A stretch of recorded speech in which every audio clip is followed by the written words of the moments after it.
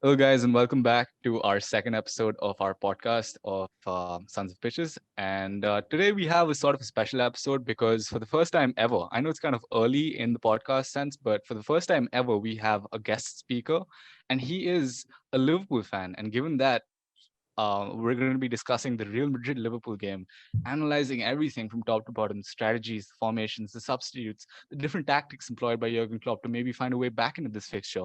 I think his viewpoint on this very matter is going to be of prime importance. So, starting us off, we have with us Satyajit Banerjee from Liverpool's point of view. Hi, Satyajit. Would you mind telling us a little bit about what you might have planned for this Wednesday night? Hi Zohair, hi guys. First of all, thank you for having me here. It's an honor. And yeah, as for Wednesday night, going into this game, a lot of my optimism was dependent on how we did against Aston Villa this weekend, and got we luckily somehow managed to win at Anfield finally, and hopefully this raises the morale and we can put in a good performance on Wednesday night. Well, yes, that Trent Alexander-Arnold goal was crucial, wasn't it? It was completely out of the blue. People had sort of lost faith in him, and obviously, following the drop from the England squad, it must have been it must have hit his morale quite a lot. But then he came back strong, and not only with a goal, but I think a game prior to that, he provided a very crucial assist. So, and the 3 points was crucial not only from the standpoint of boosting morale for Liverpool, but to keep you guys in the context of the race for a Champions League position. How important is that for you guys? Oh, it was a massive, massive 3 points. I'll say that like that openly. I know we played Aston Villa early this season, and yeah, it was not a great result. We lost 7-2. So keeping that in mind, it was a much like it was not the best performance from Liverpool this season, but at the same time, it's a good win. It's good for Trent Alexander-Arnold, who had a very he looked shaky against Real Madrid. He made a mistake which led to Marco Asensio scoring the second, and I think for him it should really boost his morale, and it's good to see him show character um, as a Liverpool player. All right, but just for a second, I mean, not for a second, the entire point of this podcast is Premier League aside to focus on the Champions League. And the upcoming fixture cannot be undermined in terms of its importance and significance, not only to morale, but to set up for next season as well. And it's really Liverpool's last chance at getting some big league silverware, right? And in that context, we have our in-house Real Madrid specialist, Chidib Mitra. Chidib, would you like to say hello to them, please? Hey guys, good to be here after our first podcast on the El Clasico. I'm still buzzing about that, so I'm kind of on a post Clasico high, if you will. Yeah, really happy with the result, and it took on greater significance, especially going into the Liverpool game, which is like ending a week of three really massive games for us. And so that was a good result to get. Morale will be high. I'm just worried about the how leggy the players are going to be going into this game, especially players like Cruz, Benzema, Modric. So I'm worried about that, but I'm still buzzing after the Clasico win. That was amazing. And also, can I just point out how embarrassing it must be for a Barca fan to wake up and see Koeman commenting on how the Brathwaite thing was a penalty. Like, how absurd is that? It's really embarrassing for that to happen. And if I was a Barca fan, I'd be really embarrassed about that. But anyway, yeah, it's good to be here, and I'm excited to discuss the Liverpool game coming up, man. Yeah, so football is a game where opinions count for naught, and it is a game where only what's on the scoreline and only what happens in terms of facts, numbers, and figures, that's what counts. And I want to say that not only did you guys get across the line in terms of the numbers on the in Barcelona El Clasico, but even in terms of every other aspect of the game, I was thoroughly impressed by that Real Madrid performance. And I got to say, you guys deserved to go top of the table and win that Clasico. But anyway, not getting too much off subject, coming to the game at hand. The Liverpool Real Madrid game. The game Well, technically the home game for Liverpool, it will be played at Anfield. Uh, but what do you guys think? How do you guys think each side is going to set up? Like, is Real Madrid going to go with a similar formation compared to like the one they went with in El Clasico, um, or are they going to change things up a bit? What do you think, Tridham? Uh, well, I think it's going to be fairly similar to what happened in the first Clasico, in the first leg of the against the Liverpool game. So you're essentially going to have Courtois. I'm just going to mention the lineup here, just quick. So you're going to have Courtois in goal with Odriozola because Lucas is out for the season, unfortunately. So we're going to have Odriozola, Militao, Nacho, and Mendy on the other side with the midfield three. The thing is, I don't think Modric starts the Liverpool game just because he played the 90 minutes against Barca, and Zidane sort of took Benzema and Kroos off to sort of indicate that he was saving them up for the Liverpool game, and he didn't do that with Modric, which was surprising because Modric has been playing in more games than the others, including Benzema and Kroos, for example. So that indicates to me that Modric possibly doesn't start this game. So in that case, the midfield three would be Fede, Casemiro, and Kroos, with the front three of Vinicius, Benzema, and Marco Asensio. Right. Uh, in terms of setting up, I think it's going to be fairly similar this time around. Just keep possession, draw them in just a little bit, and then hit them on the counter with the pace of Vinicius. That guy is just an absolute weapon for us. So it's good to have him, and I think that's how we're gonna approach this. All right. So while I was very, very impressed with the way you guys played, not only in the first leg of the Champions League, but also in the El Clasico match, you guys were an all-round amazing side with all of your players having 8 out of 10, 9 out of 10 performances. But what we can't forget is that Liverpool themselves are a side which last year completely dominated the Premier League and to an extent even the Champions League, right? They went really, really far, and it was unfortunate that they got knocked out. But they are capable of reproducing that sort of magic again.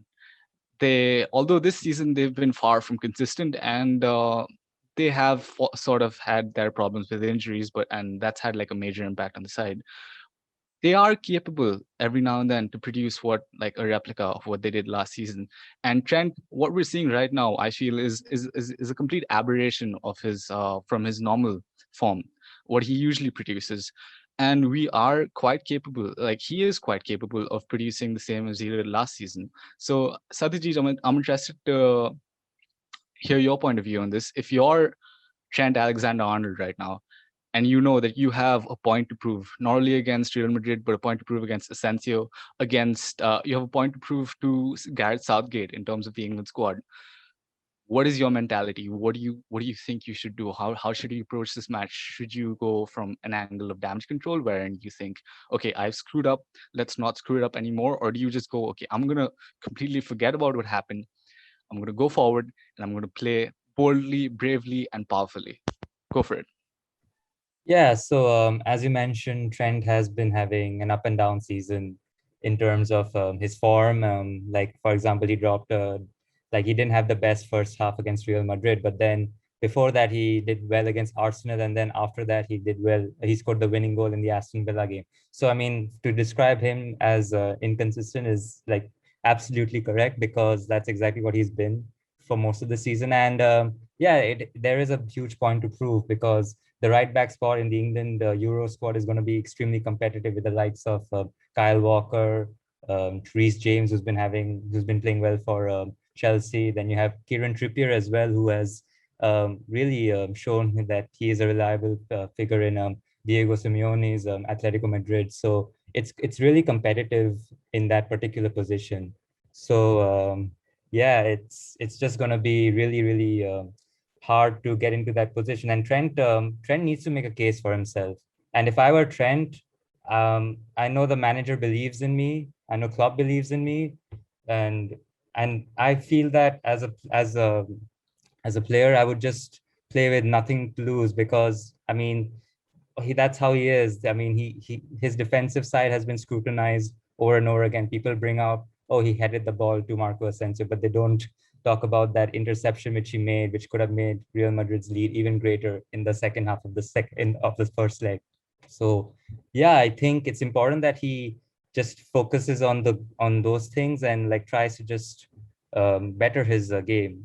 And to talk to Tridib, I think the lineup that he predicted is fairly like something which I would say would come out as well. Maybe front three. I don't know. Maybe it's the same. Maybe they play Rodrigo. I don't know if that's something you can look at, but I don't know. Maybe but the midfield definitely. I think Modric has played a lot of football. He's not the youngest player anymore, so I think that's a fairly fair assessment as to how that team is going to line up. What about your team, though? How do you think they're going to line up? Are they going to stick with Fabinho in defense, probably with Thiago, or are they going to give Keita another shot and possibly paired with Wijnaldum? So see, for me, I think Keita does not start. I don't think he should have started against Real Madrid, given that he hasn't really had he hasn't had a consistent run of games for Liverpool. And I think starting him was a bit of it was a dicey decision. Let's just say that. I will not criticize the manager, but this time he may have got it wrong. And yeah, it was just, it was an interesting call to make. So for me, I think the side more or less stays the same as the Villa game, not the Real Madrid game, because I would drop Sadio Mane from the starting 11 again, because because I think Jota has come into the side and he's shown that he can score goals. Mo Salah has been having a great season in terms of goal scoring as well. I think he's already equaled his tally from last season, which, given that Liverpool are playing so poorly, is quite commendable. And I think Firmino makes look sharp against Aston Villa, so I think he starts. But for me, an interesting opinion is that I want James Milner to start against Real Madrid, because I feel that he offers that kind of leadership which we have been lacking for a lot of the season, without Henderson in there, who may not be the most talented or may not be the most fancy looking midfielder, but I think definitely he is someone who drives the midfield, and I think James Milner can have a similar effect. But given that he played all 90 minutes of Aston Villa, I don't think Klopp will start him. I think he's going to go with Thiago, Wijnaldum, and Fabinho. And the back line is probably just going to be Phillips, Kabak, um, Robertson, and Trent, with Alisson in goal, who has also looked a bit shaky, I won't lie. But yeah, it's just been that kind of season for Liverpool. It's an interesting look from Alisson now, isn't it, with the Pablo Escobar mustache? What do you think about that? I think he shaved that off, actually. I think he shaved that off. He did? Yeah, he did. That is news to me. I mean, I didn't mind the look personally. It added a new side to Alisson. Perhaps he was going for an intimidation factor, in a one-on-one situation with any of the strikers. But anyway. He was going to do that for you? Sorry, what? And a clean shave is going to do that for you? So coming to these interesting results for both Liverpool and Real Madrid put things in a very put them in a difficult spot. It puts them in a good spot, but they need to manage the spot, right? So both of you, not just Liverpool, not only Real Madrid, have something to fight for. In terms of the league as well as the Champions League, right? So Liverpool obviously don't want to miss out on Champions League football next year, so they have that to fight for. Real Madrid is currently fighting all out for the title, for both the titles. And obviously Liverpool are still in the Champions League. They're hanging on by the skin of their teeth, if I may say so, but like they're still going for it, right?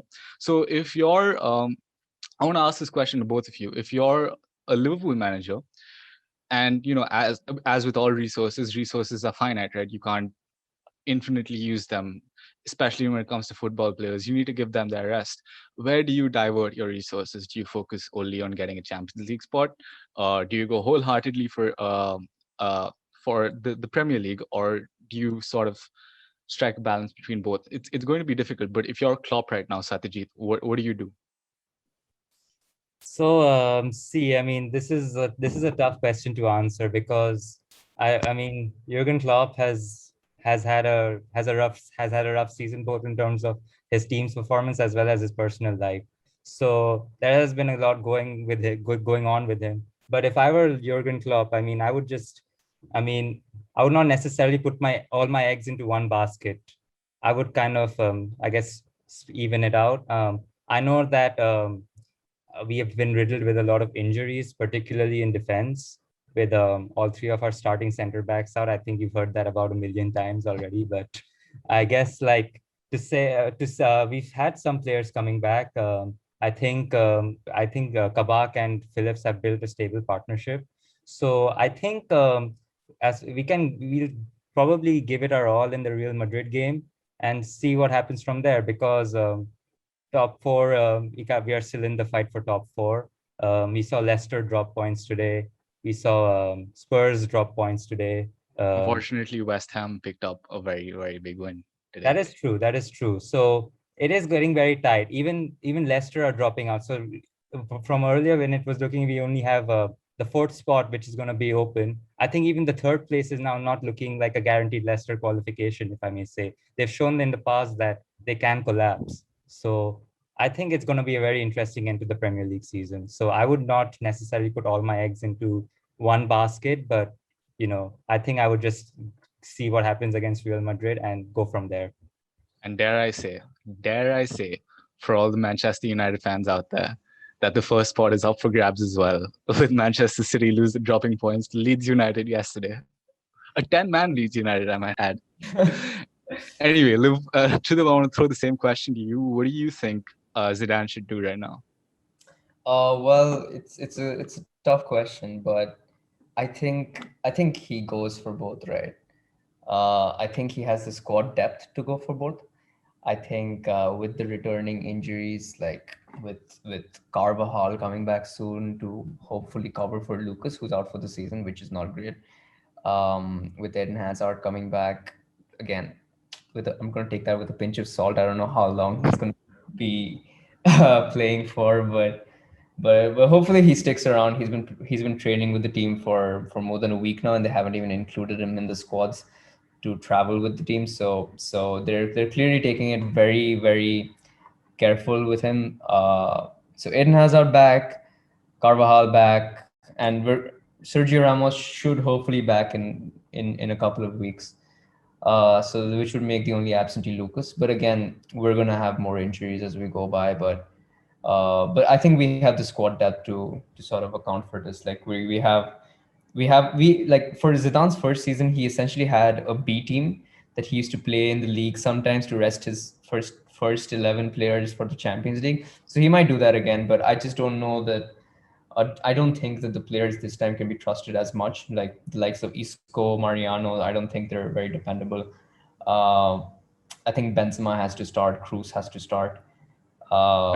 Given that you guys have a 2-goal cushion, and all you need is probably one away goal to settle the tie. In all probability, I don't want to jinx it, but it's looking very likely that if you guys do get the first goal at Anfield, it's looking highly probable that you guys are going to go through. Given that you're already in a position of advantage and you don't need to emphasize that much on taking the initiative in that match, do you still think he'll put the same emphasis on the starting lineup, or do you think he'll change it up? I think he goes with the same emphasis because all it takes is, and this is a fairly simplistic answer, but it sort of holds true. They score one goal and the tie's changed, right? They score one goal and the tie's changed, and it's just as simple as that. I think he goes with at least close to the strongest lineup he has, and I think he also will probably take heat from the Liverpool game the Barca game at Liverpool last in 2019, where corners were taken quickly and everything collapsed, and that was amazing, and that's given me leverage over every single Barca fan for life. So that was great. But yeah, I'm sure Zidane won't want a repeat of that. So I think he's going to go all out and try and get that first goal. So yeah. That's a very interesting point you bring up. Satyajit, any comment on that? Any surprises we might expect on Wednesday night? I would just want to say one thing.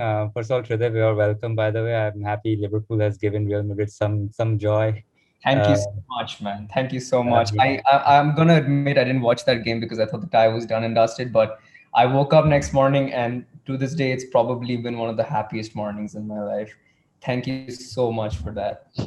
don't technically thank Liverpool, but no, jokes aside, I would not say the likelihood of that happening again it's not very high.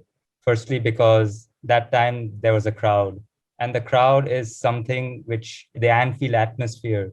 It's something which kind of scares opposition players. I've heard managers talk about it in interviews that going to Anfield is it's one of the scariest grounds in terms of the atmosphere, and it like kind of crumbles you as a team. We saw that after I think the third goal, which Van Alden scored, I think a lot of like players like Rakitic and everyone they just dropped their heads and stuff.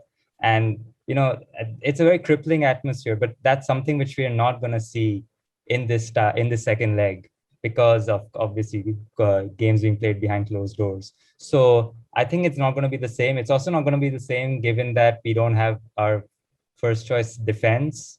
We don't the morale has been up and down in Liverpool.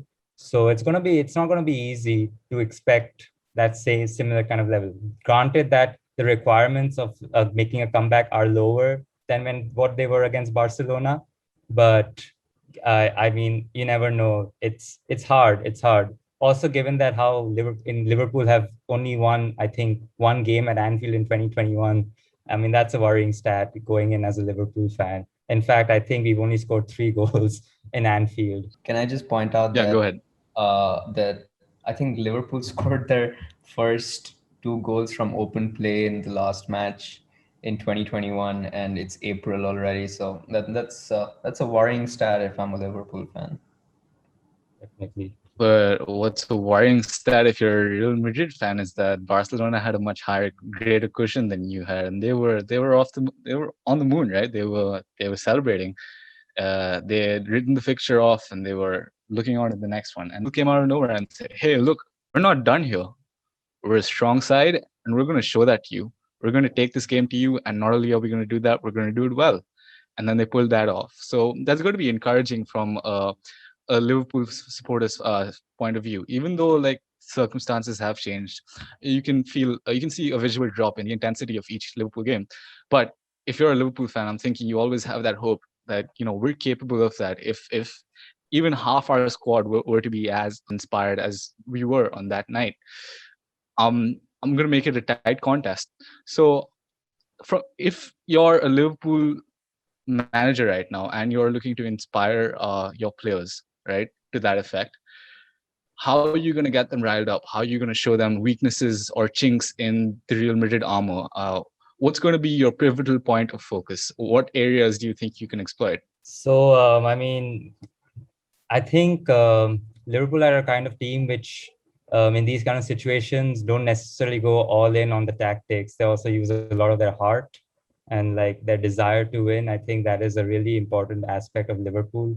Historically, as well, we saw what happened in Istanbul in 2005. We've seen what happened in the Champions League. We've seen what happened. We've seen it against Dortmund as well in the Europa League. So they are capable of making a comeback, but they were also spurred on by very good crowds in those situations, like I mentioned earlier. But if I was a manager, I would say that whoever gets the first goal, the tie is more or less decided there, because if Real Madrid score first, then Liverpool have to score, I think, 3 goals, I believe, or I don't know, my maths.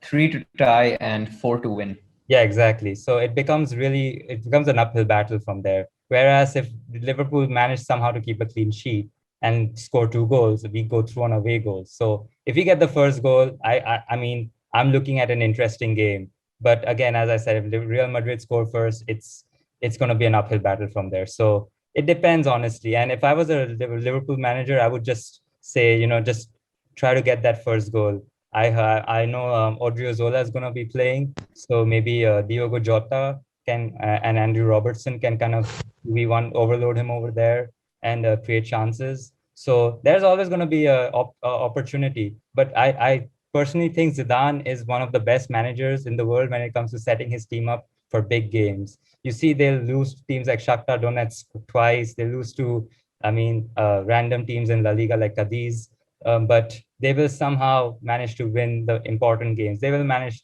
People were making memes of them playing in Europa League, but they've ended up topping that group. So that's a big club mentality right there. And I think Zidane is like a pure personification of a manager who embodies that kind of big club mentality. And I have great respect for Zinedine Zidane, both as a player and as a manager. So yeah, I don't think it's going to be easy for Liverpool, but if they score first, then I think it's game on. So I just want to say that from the perspective of a Liverpool fan, which I'm not, by the way, but looking at it through their lens, what you just said, it's I admire it. It's respectable, and I really appreciate the way you put it.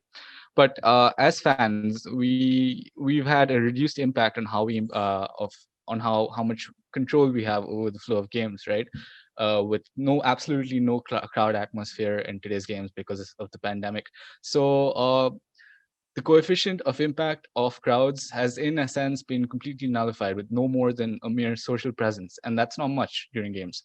So, and as a fan, sometimes when we look at the game through a screen, right, we identify certain key areas of the pitch where we'd like our team to attack more, certain players that aren't performing up to their mark.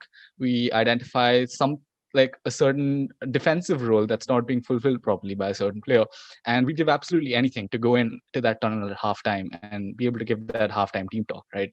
And just tell our players that, look, this is what you're doing wrong, this is what you need to exploit more, this is how you can break their defense down. And that gets frustrating sometimes. So Tridib, I want to ask you, in your first leg against Liverpool, did you observe any of this? Did you think that you could have done anything better? Are you wary about anything from their end? Right. So I think Satyajit pinpointed our weakness very well. So I don't think we have a lot of weaknesses, especially in defense, but I think Alvaro Odriozola can definitely be exploited, right? Lucas did a great job on Mane and Robertson, but Jota and Robertson against Odriozola worries me, especially because this is going to be Odriozola's second game in a long, long time, right? He's come back from Bayern on loan and he's barely played, so he's not going to be match sharp. He's going to be facing two of the best informed players right now, and that sort of worries me. So that's something, that's a chink. It's not a chink because it's a gaping hole, but that's a massive weakness that we have on that right side. Yeah.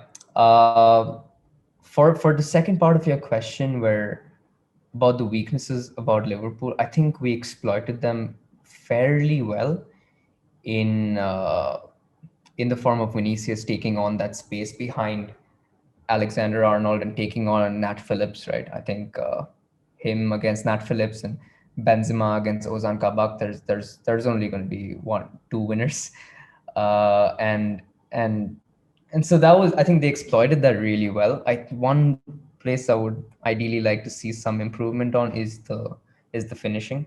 In Barca, we could have had against Barca, we could have had five, 6 goals even with the number of chances that we had.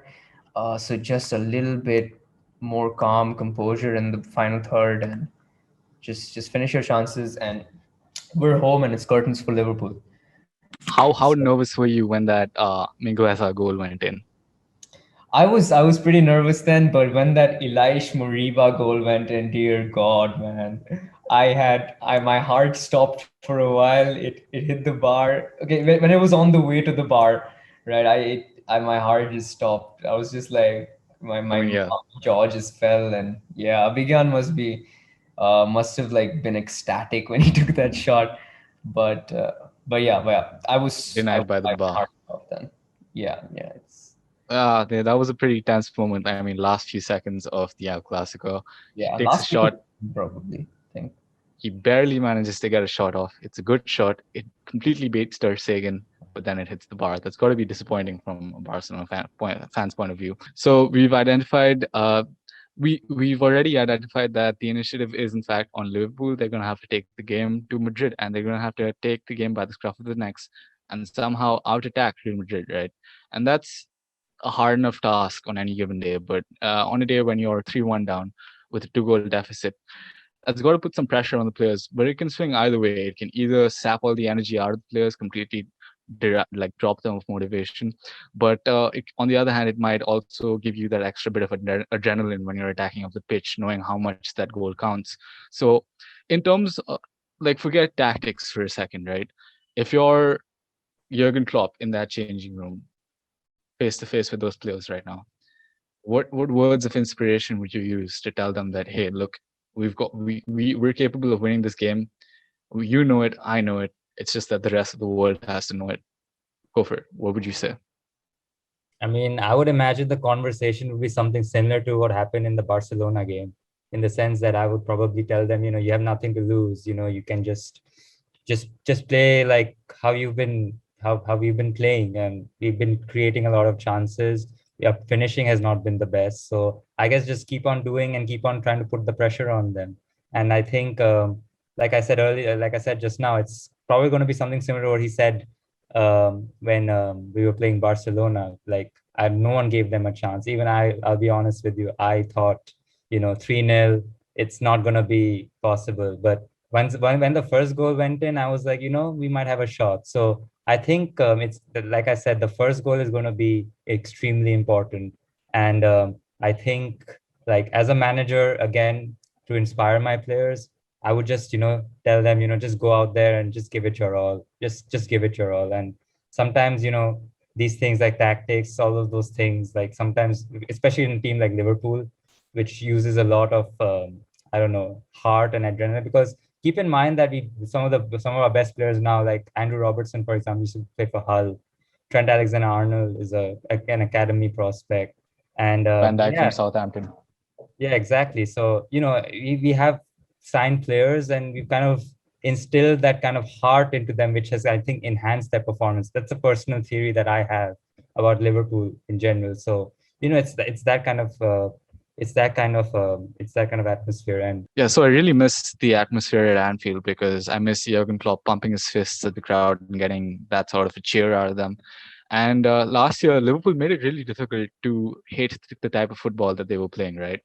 They not only did they play good, solid attacking football, even as a Manchester United fan, I respected the hell out of that team because, uh, firstly, because they tore apart Man City like on two separate occasions, but also because it made it really difficult to hate them. I mean, they went forward with purpose, with attack, and the integrity of their attack was so overwhelming that every single team that they came across fell prey to it. They couldn't find a response. They went down once, twice, thrice, and they never got back up again.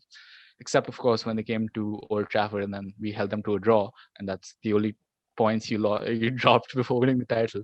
But keeping that aside, you guys had really solid attacking football, and personally, I'm hoping to see more of that on Wednesday night. Now, before we close out for the evening, I just want to get your opinions on the final scores, predictions, if you will, for the match. It's sort of a tradition we've recently come up with, and we'd like to follow through with it. So I'm going to start off with Rhythm. What do you think the score is going to be, and be specific? Well, I'm gonna say it's a 1-1 draw with Mo Salah getting a goal and Benzema getting the other. Yeah, it's gonna be either 1-1 or 2-1 Liverpool. All right, so Mo Salah, the crucial goal scorer for Liverpool in the first leg, getting that important away goal that counts a little bit more than a home goal. So that was important. And he's been Liverpool's reliable goal scorer currently, I believe, at a 19 goal tally in the league. I think joint first with Harry Kane. So that's pretty good stuff. Now coming to Satyajit, how do you think it's going to go down? What's your prediction for the match?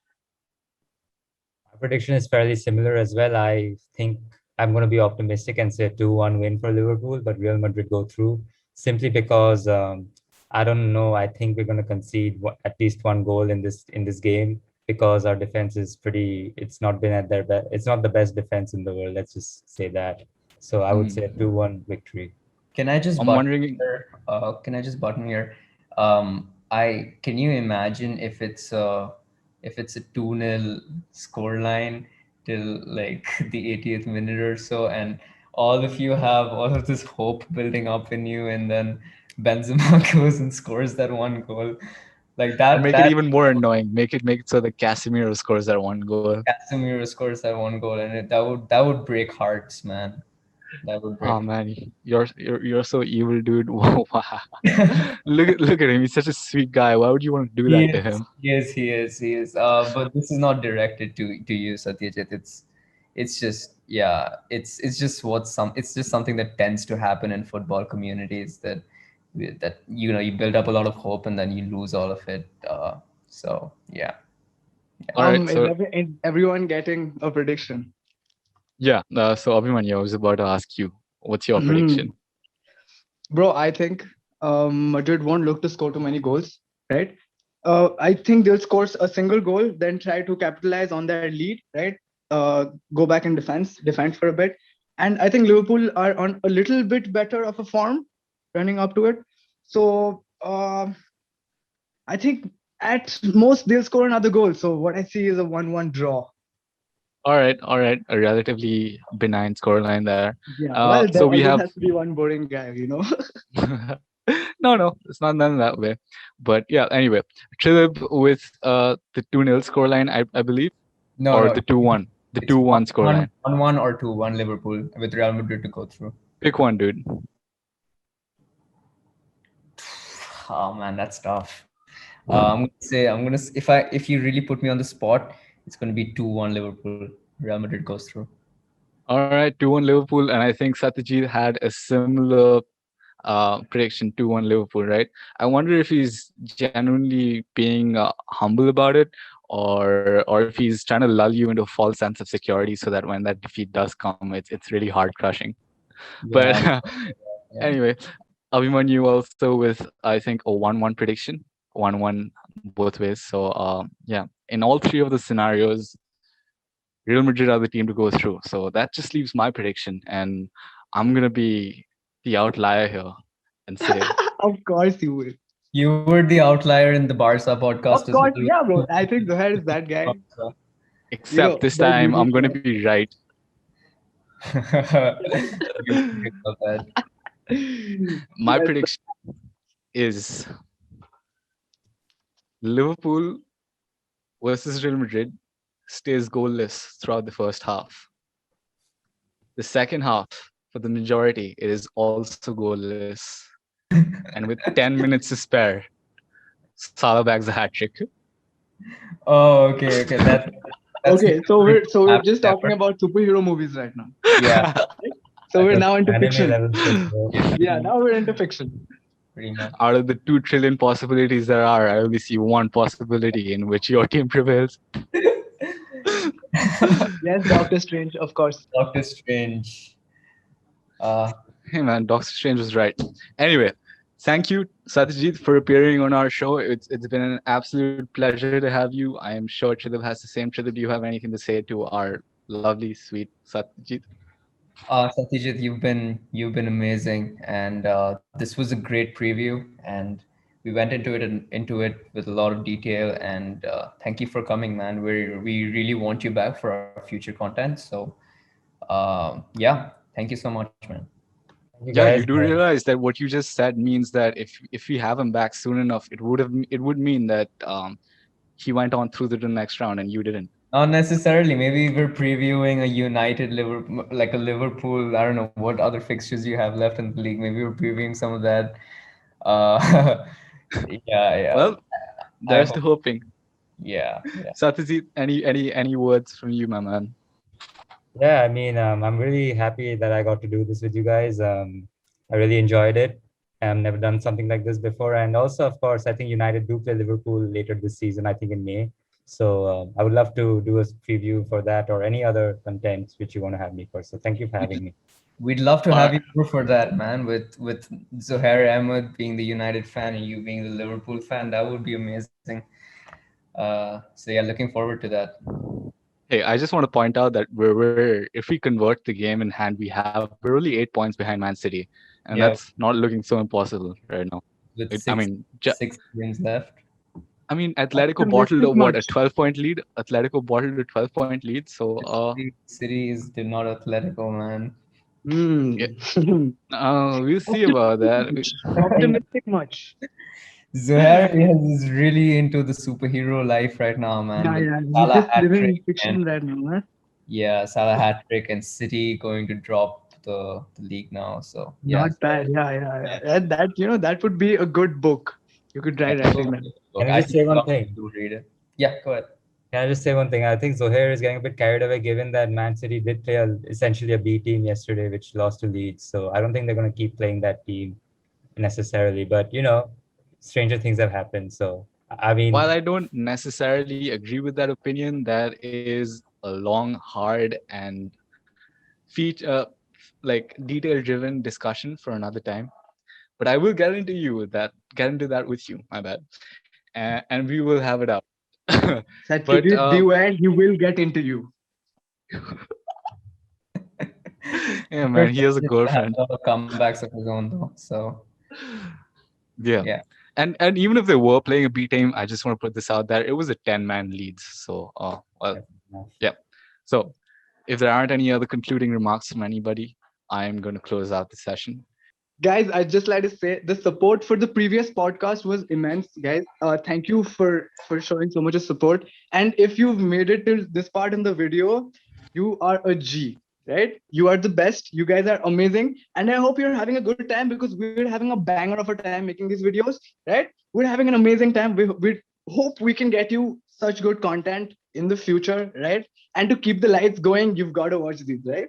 So if you like it, please like and subscribe, right? We know how much you like it by the number of likes we get.